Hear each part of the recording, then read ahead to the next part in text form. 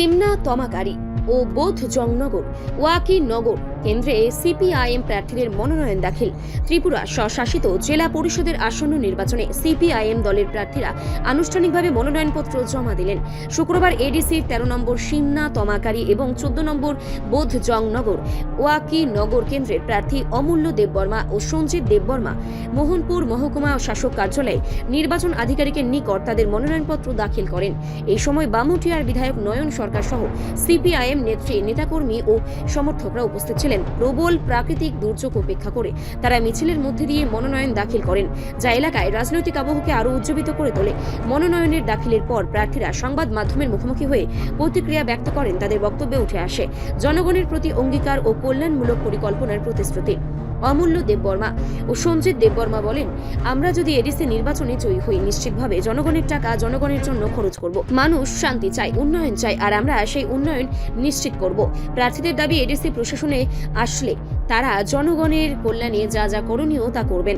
শিক্ষা, স্বাস্থ্য, যোগাযোগ ব্যবস্থা ও সামাজিক উন্নয়নকে অগ্রাধিকার দিয়ে জনগণের অর্থ জনগণের স্বার্থে ব্যয় করা হবে। তাদের মতে এডিসি নির্বাচনে মানুষের আস্থা ও সমর্থনই হবে জয়ের মূল ভিত্তি। এই মনোনয়ন দাখিলকে কেন্দ্র করেই এলাকায় রাজনৈতিক উত্তেজনা ও উৎসাহ দেখা দিয়েছে। সিপিআইএম সমর্থকদের মতে দলীয় প্রার্থীরা জনগণের পাশে থেকে তাদের সমস্যার সমাধান করবেন এবং স্বচ্ছ প্রশাসন গড়ে তুলবেন। অন্যদিকে রাজনৈতিক বিশ্লেষকরা মনে করছেন, এই মনোনয়ন দাখিল আসন্ন নির্বাচনে প্রতিদ্বন্দ্বিতাকে আরও তীব্র করে তুলবে। সিমনা তমাকারী ও বোধ জংনগর ওয়াকি নগর কেন্দ্রে সিপিআইএম প্রার্থীদের এই পদক্ষেপে দলীয় কর্মী সমর্থকদের মধ্যে নতুন উদ্দীপনা সৃষ্টি করেছে। এখন দেখার বিষয়, নির্বাচনী প্রচারে তারা কতটা জনসমর্থন অর্জন করতে পারেন এবং ভোটের ফলাফলে তা কিভাবে প্রতিফলিত হয়। আমরা সিপিআইএম পার্টির প্রার্থী হিসাবে আমি 14 নম্বর ওয়াকি নগর কেন্দ্র থেকে মনোনয়নপত্র আমি সাবমিট করেছি। আমি আসলে এডিসি নির্বাচন উপলক্ষে আমাদের এডিসি এলাকার যে বর্তমান যে মথা যে চরম দুর্নীতি, সদন পোষণ এর বিরুদ্ধে এবার মানুষ কিন্তু জবাব দেবে। কারণ এদেশে উন্নয়ন বলতে কিছু নেই, শুধু দুর্নীতি আর দুর্নীতি। তাদের যে গত 2021 সনে এখানে ত্রিপুরা যে স্লোগান তুলে তারা গ্রেটার ত্রিপুরাল্যান্ড, ত্রিপুরা অ্যাকর্ড সহ বিভিন্ন দাবি নিয়ে তারা যেভাবে কালচার নাম দিয়ে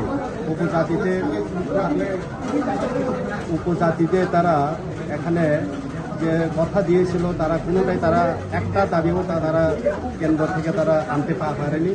এর জন্য আমাদের উপজাতি এলাকাতে এখন মথার বিরুদ্ধে মানুষ একদম সাইলেন্ট মুডে আছে।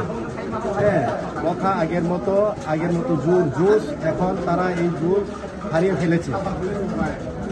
হ্যাঁ, এবারের ভোট একটা মিরাকলের ভোট হবে। মানুষ জবাব দেবে ভোটের মেশিনে। যদি মানুষ সুষ্ঠুভাবে এবার ইলেকশনে যদি ভোট দিতে পারে, তবে আমার 14 নম্বর ওয়াকি নগর কেন্দ্র সহ সারা রাজ্যের 28টি কেন্দ্রেই বামফ্রন্ট প্রার্থীদের জয় 100% নিশ্চিন্ত।